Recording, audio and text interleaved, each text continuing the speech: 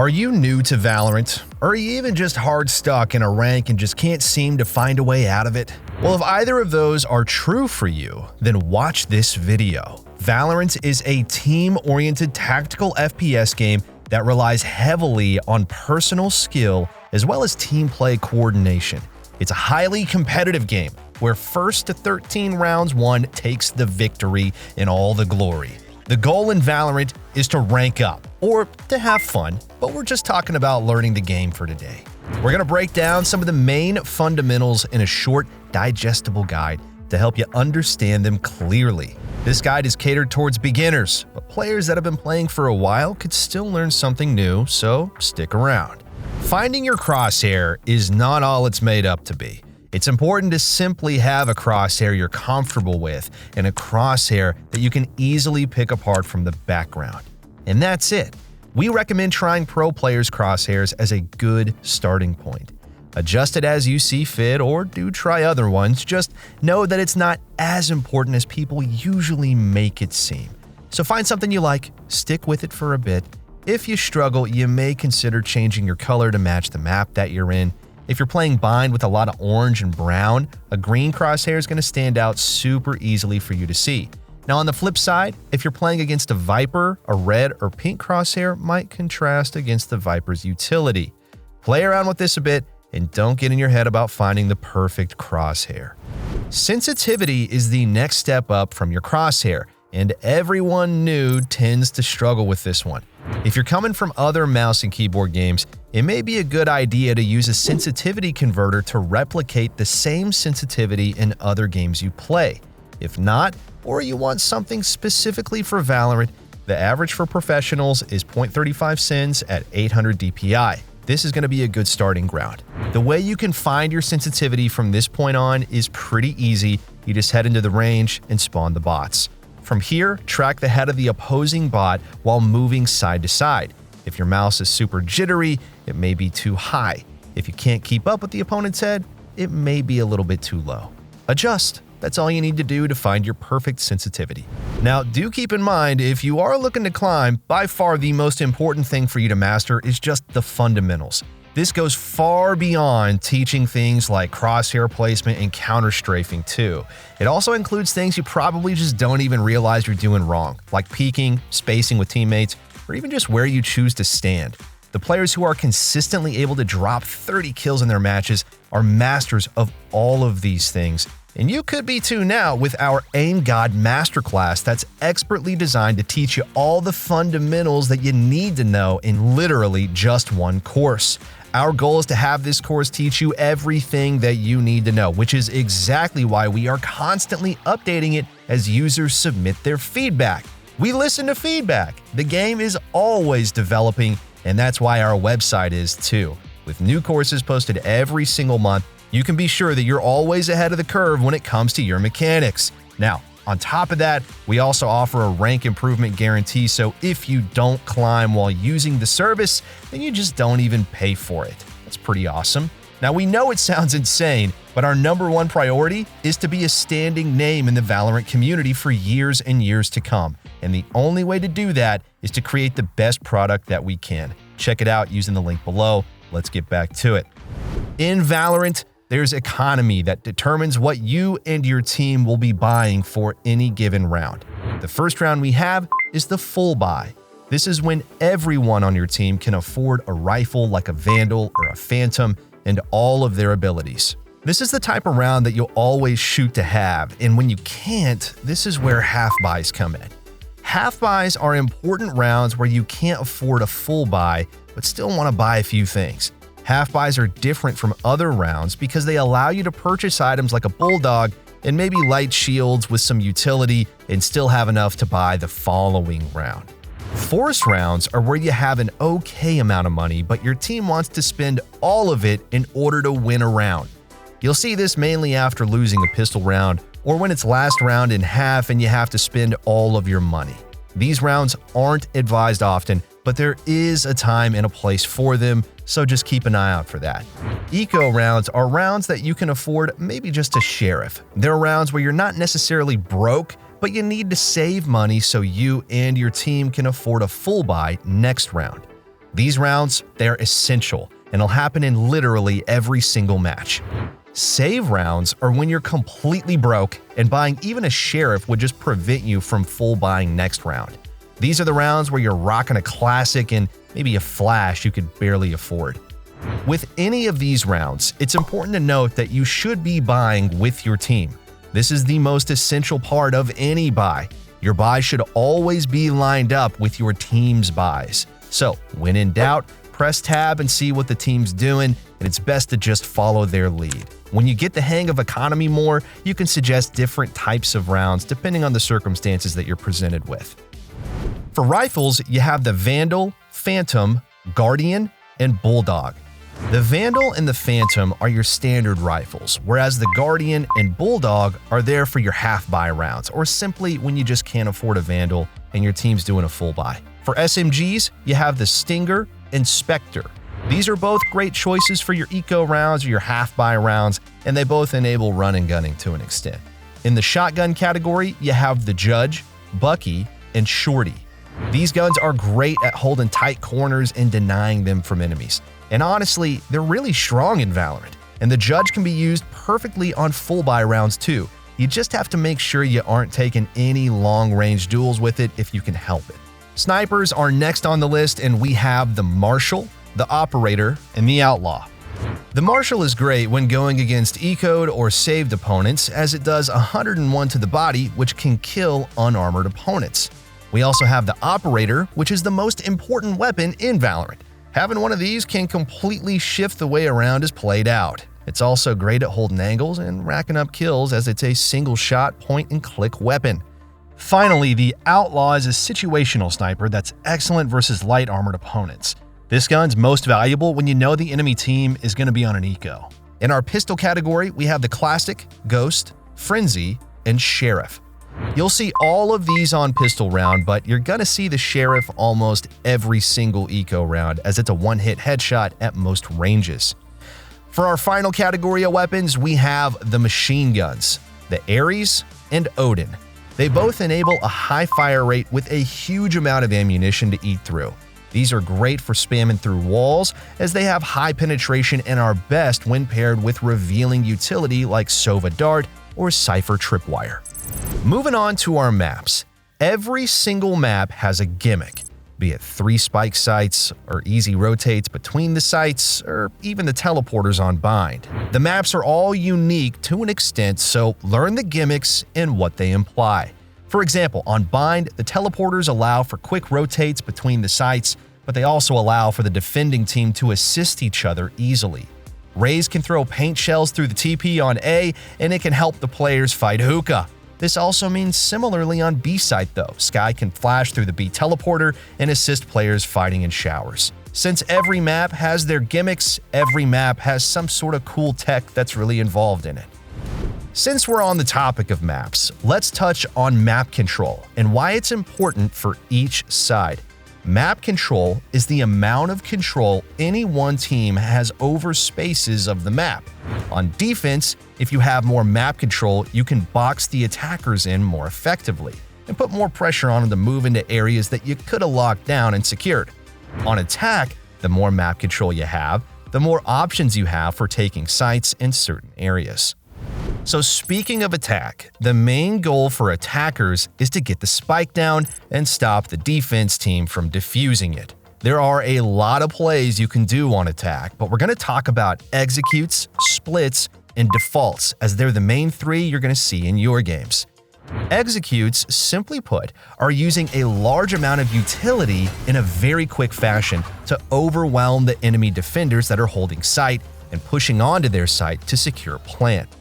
Splitting is splitting your team in half, sending your team down 2 different lanes to crunch the site from 2 different avenues of approach. Defaulting is the most essential one though here, and it's when you split your team up and cover all avenues that the enemy team could peek from. Your goal here is to gather information and take map control safely. In ranked though, most people don't default correctly anyway. So normally what you're trying to do is just split up and look for a pick or a kill. It's best to do this when executing isn't working out well. The goal of the defending team is to delay the attackers from pushing onto site or eliminate the enemy team. It's important on defense to try your hardest to maintain more players than the enemy team. The more defending players you have, the more resources you have spread throughout the map. When one defender dies, the rest have to scramble to cover where that player left open, spreading their defense more thin and creating holes the attackers can just abuse. A one-for-one trade is gonna frequently just favor the attackers, so try your best to not give up any free kills if you can help it. If you end up losing a few players and the enemy team gets onto the site, you're gonna have to go into a retake. A retake is when the attackers have the spike down and you now have 45 seconds to get onto site and defuse it. We won't dive too deep into retaking, but you should know just because there is a time limit, it doesn't mean you should just charge in there alone. This also means that you shouldn't take years to retake, but just remember, you have enough time to set something up with your team, so just use that time wisely. You can use smokes to block off where the attackers are holding you, and flashes to help you get onto site to retake. Retakes all come down to quick, precise, and cohesive movements onto site as a team, because as we said, Valorant is a team game. Gunplay is as important in Valorant as team play is. We'll talk about gunplay under the assumption that you're using a Vandal or a Phantom here. Strafing is a mechanic involved with gunplay where you move to the left or right by using your A or D key. This allows you to strafe, stop, shoot, and strafe again. Repeating this process is as close to run and gunning as you'll get with rifles. Now, it's super important as it allows you to be a moving target while still being fully accurate once you get used to it. Bursting is a way to fire your weapon, and it's best combined with strafing. It's firing a small burst of bullets at the opponent, and this is a great way to shoot that ensures you're getting a lot of bullets out, but also maintaining accuracy. Bursting is usually performed at medium range. Tapping is a step up from bursting. It's firing one bullet at a time while strafing or standing still. This is usually done at long range when you feel bursting just isn't going to work. Spraying is done for close range duels, and it's best you attempt to not spray at long range and opt for bursting or tapping at long range. But spraying is great at dealing with multiple opponents in a tight corridor or at a medium range, and it's also very effective with the Phantom specifically. We're going to talk about how to peek angles now, and as combining proper peeking with strong gunplay is going to help you a lot in the long run. The standard peek is utilizing a strafe and being as far away from the angle as possible. This is a good rule of thumb because the closer you are to the angle, the faster the enemy is going to realistically be able to see you. There are some stipulations to this, but it's a great rule for when you're just starting out or are below the immortal level. This is one of the most standard ways to fight against an opponent that's holding your angle. Jiggle peeking is another way to peek an angle, and it's primarily used for information on if the enemy is holding you. You can jiggle the angle, get the info, then decide how you want to proceed. Jump peeking is just combining jumping and strafing with jiggle peeking and is generally accepted as a safer way to gather information as it's quicker and harder for the opponent to hit. Once you've gathered the information, you can perform a standard peek on the opponent or a wide swing. A wide swing is pretty much just strafing wide into the angle, moving quick enough that it's hard for the enemy team to react effectively. This is best done when closer to the opponent, as if you're closer to them, you, in turn, cover more distance across their screen, making you a faster and harder target to hit. Finally, let's talk about the big one, Crosshair Placement. Even if you're new, if you haven't heard of this, I'd honestly be a little bit surprised. If you haven't heard of this, all it is simply maintaining your crosshair at head level at all times. We're not going to dive deep into this as it's very common knowledge for most players at this point, but just know for crosshair placement, it's important because you're minimizing the amount you have to adjust your mouse in order to land a headshot. The less distance you have to cover, the easier the shot is to hit.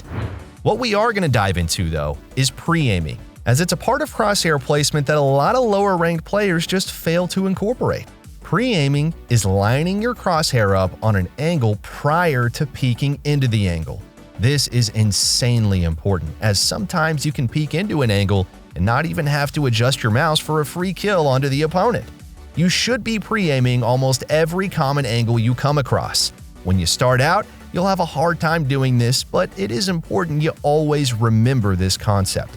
Remember it, practice it, and always try your best to improve upon this mechanic by memorizing common angles and where your crosshair should be before you swing them.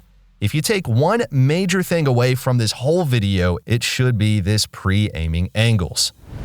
Improving in Valorant is simple really, but there's so much you have to take into account because it's hard to set a clear goal. For a beginner, it's a lot easier to improve because you just need to focus on the basics. So as a beginner, go into the range, spawn the bots. Spend a few minutes just tapping, bursting, and spraying on the bots. Make sure you're prioritizing accuracy above all else when you're doing this. Accuracy trumps all. Incorporate good accuracy and speed will follow the more you warm up and practice.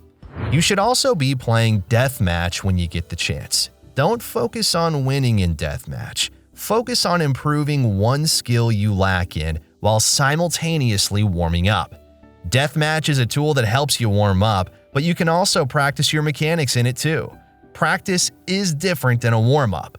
Warm-ups are simply getting you ready to queue ranked. Practice, on the other hand, is having a goal for what you'd like to improve at. Pick a gunplay mechanic and practice it. It's that simple. Hop into DM and practice tapping for the entire DM, or practice peeking and bursting, maybe even practice pre-aiming. Just pick something to work on for the DM and do it. You can also work on these mechanics separately in the range, and getting these reps in are going to help you get comfortable performing them in your actual games. So it's important to practice these mechanics when you get the chance. There are hundreds of different aim routines you could try out, so pick one that suits your needs as a beginner and just stick with it. But your main priority as a beginner should be recognizing your weakest points and improving on those. It's best as a beginner to not cast your improvement net too wide. Just focus on your weak spots and make them strong, one mechanic at a time. Outside of mechanical practice, we have generalized improvement. This comes in the form of thinking and VOD reviewing. Thinking. I know, shocker. You need to think when you play Valorant. Think about why you're doing something whenever you're doing something. Think actively about what you're accomplishing each round you play, and when you lose rounds, understand why you lost and how you could have done it differently. Players oftentimes fail to do this, especially when you start playing the game more. The longer you play, the more set you become in your habits, so just make sure you're actively trying to iron out kinks in your gameplay as you play. Just think, use your head when you play, and you'll improve so much faster than a lot of other players that just play and expect to improve.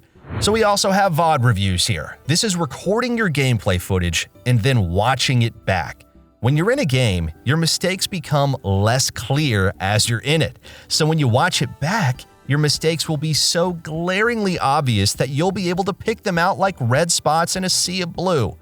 VOD reviewing is important, and not many players do it.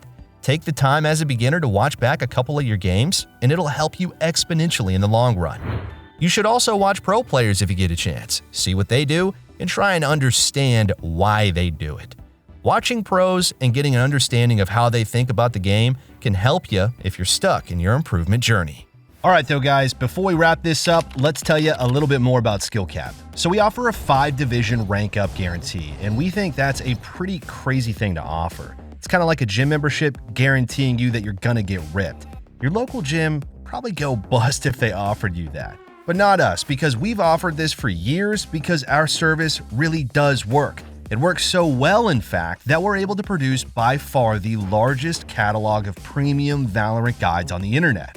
We add new courses every month with over 1,000 guides curated into over 50 courses. No one can compare. We also have a direct line of communication with subscribers in our Discord so that you can get connected immediately to some of the best players in the game who will respond to every question you ask. Sign up today for as little as $6.99 a month if you're serious about improving your game. So that's going to be all for this one today, everyone. Thank you so much for watching, and we'll catch you in the next one.